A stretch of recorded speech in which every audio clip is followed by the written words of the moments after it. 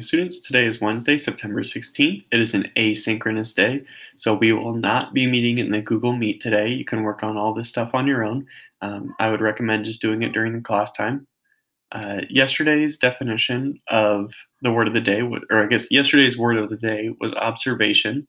And so the teachers defined it as using your senses, whether that's hearing, sight, touch, or others, to measure or gain or measure together information. So basically, just kind of taking in observations or taking in some sort of like stimuli in order to gain information.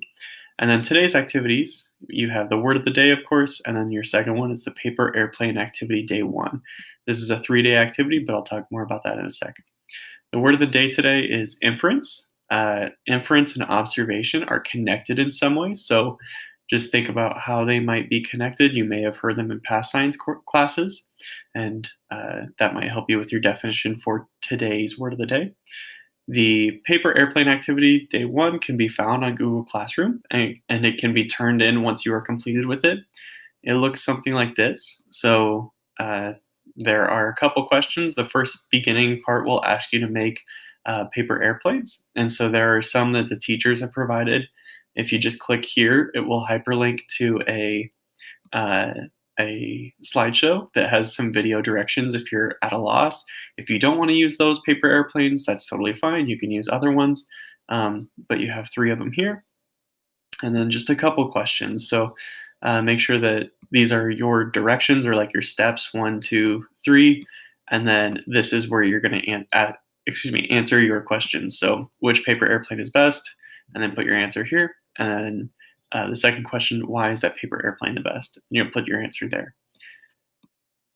You will, once you've made these 3 paper airplanes, you're going to decide which of these is the best. And that's kind of up to you on how you want to determine that. The next day, we may use some of your airplanes tomorrow, but you don't necessarily have to. But I would just recommend keeping them in a safe place if you choose to do that.